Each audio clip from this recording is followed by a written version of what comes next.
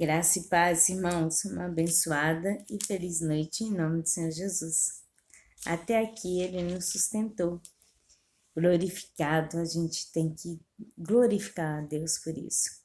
Abra comigo em 1 João 3. Vamos começar no 3 mesmo, 3:3.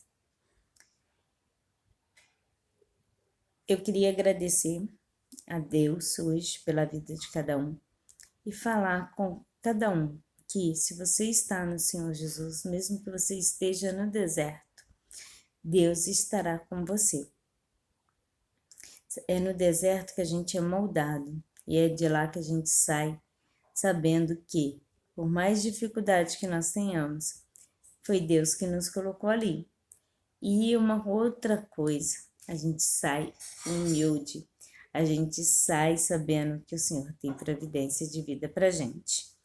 E vamos começar no 3:1. 3:1. Contemple que tipo de amor o Pai nos ortogou, que fôssemos chamados filhos de Deus. Então, o Pai, Ele ortogou pra gente, Ele nos autorizou a sermos chamados filhos de Deus. Portanto, o mundo não nos conhece, porque não o conheceu. Amados, agora somos filhos de Deus e ainda não se manifestou o que haveremos de ser, mas sabemos que quando ele aparecer, haveremos de ser semelhantes a ele, porque haveremos de vê-lo assim como ele é. Então ele fala assim, olha, por enquanto a gente não sabe como que vai ser, a gente tem uma ideia do que vai ser. Mas a gente sabe que a gente vai ser semelhante a ele, porque a gente vai poder vê-lo. E qualquer homem que tem nele essa esperança purifica-se a si mesmo, assim como ele é puro. Então, quando você tem esperança de ver o Deus eterno, você cria a esperança e a pureza de como Deus é. Porque se eu creio que eu vou ter uma vida eterna, eu começo a procurar santificação. Então, a gente começa a querer ser parecido com o Pai. Então, qualquer que comete pecado também transgride a lei, porque o pecado é transgressão da lei. Aqui não tem nem que falar. Cometeu pecado, você está transgredindo a lei. E vós sabeis que ele foi manifestado para carregar os nossos pecados, e nele não há pecado. Então, quem que veio carregar nossos pecados? Jesus. Mas nele não se achou pecado, nele não se achou culpa. Ele foi sacrificado. Ele foi aquele que se ofereceu em sacrifício. Qualquer que permanece nele não peca. Então, aquele que permanece em Jesus não peca. Qualquer que peca não o viu e nem o conheceu. Filhinhos, não deixeis homem algum vos enganar. Aquele que pratica a justiça é justo, assim como Deus é justo, ou como Jesus é justo em algumas versões. Aquele que comete pecado é do diabo, porque o diabo peca desde o princípio. Para este propósito, o Filho de Deus foi manifestado para que pudesse destruir as obras do diabo. Vamos parar aqui.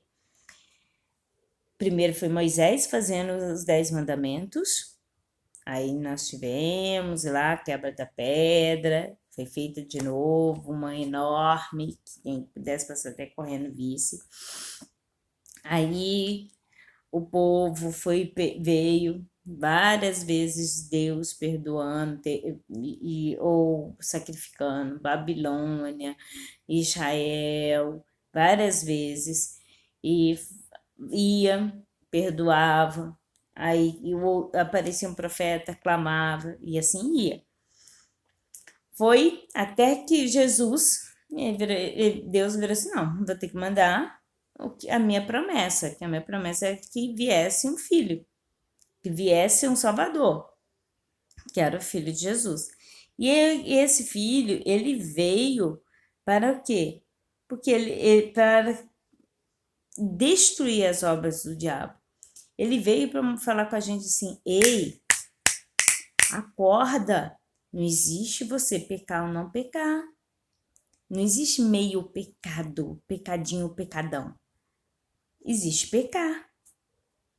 Bebida em excesso é pecado, glutonaria é pecado, roubo é pecado, matar é pecado, prostituição é pecado, mentira é pecado, soberba é pecado. Não é só os 10 mandamentos. Cristo abriu um leque de mandamentos, de coisas que a gente carrega, de mazelas, de coisas que a gente acha tão simples, tão comum, e ele mostrou: isso é pecado. Tanto que ele falou: aquele que não tem nenhum pecado atira a primeira pedra, não ficou um. Nós somos pecadores. Só que quem está no pecado é do diabo. E pecar, a gente peca todos os dias. O que a gente não pode fazer é permanecer nele. A gente pode pedir perdão e tentar fazer o que é melhor. Então, aquele que é nascido de Deus não comete pecado. Então, aquele que se renova em Cristo, se renova em Deus, ele não comete pecado. Aí coloca lá assim, mais um pouquinho. Porque a sua semelhante permanece nele e não pode pecar porque é nascido de Deus. Se você é nascido de Deus e está pecando, peraí, como é que eu posso pecar se eu falo que eu sou nascido de Deus? Se eu estou em Deus e Deus não é pecado, como que eu posso pecar? Simples. É uma matemática. Se eu estou com Deus, menos pecados. Se eu não estou com Deus, se eu pecar, então eu não estou com Deus. É simples assim. Mas não é fácil. Falei que é simples a situação, mas não é fácil. Nisto os filhos de Deus são manifestos e os filhos do diabo também. Aquele que não pratica justiça não é de Deus, e nem aquele que não o ama o seu irmão. Lembra que eu te falei que tem mais coisas aí? Justiça, por exemplo, não tá lá no mandamento, mas é uma coisa. Aquele que não pratica justiça e aquele que não ama teu irmão também são filhos do diabo. É o que ele está falando aqui. Porque essa é a mensagem que eu vi desde o princípio, que devemos amar uns aos outros. Não como Caim, que era do maligno e assassinou seu irmão. E por que o assassinou? Porque as suas próprias obras eram más e as dos seus irmãos justas. Caim matou por inveja. Inveja. O nome de Caim o nome que pode ser dado ao fato que Caim fez foi inveja. Ele arrumou as coisas de qualquer jeito e ficou com inveja que o irmão dele fez certo e ofereceu o que era melhor para Deus. Quem fez errado? Caim. Mas ele ficou com raiva e inveja do irmão Abel. Não vos maravilheis, meus irmãos, se o mundo vos odeia.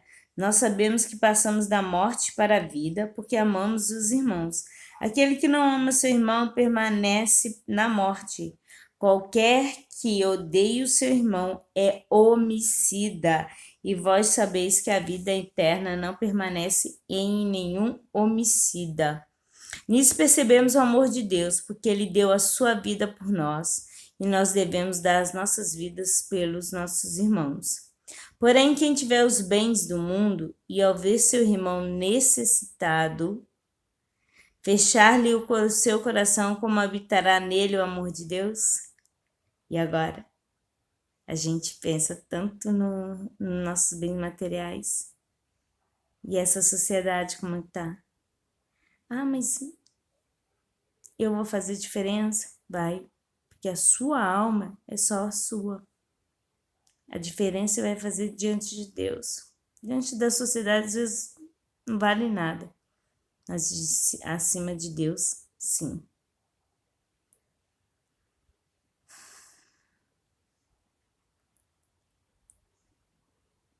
Meus filhinhos, vou parar por aqui. Não amemos de palavra nem de língua, mas por obra e em verdade.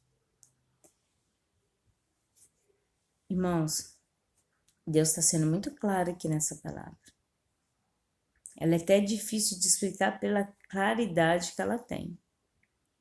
Se a gente ama mais ao mundo, a gente ama mais os bens materiais, a gente não ama nossos irmãos, a gente comete pecado, a gente não está em Deus.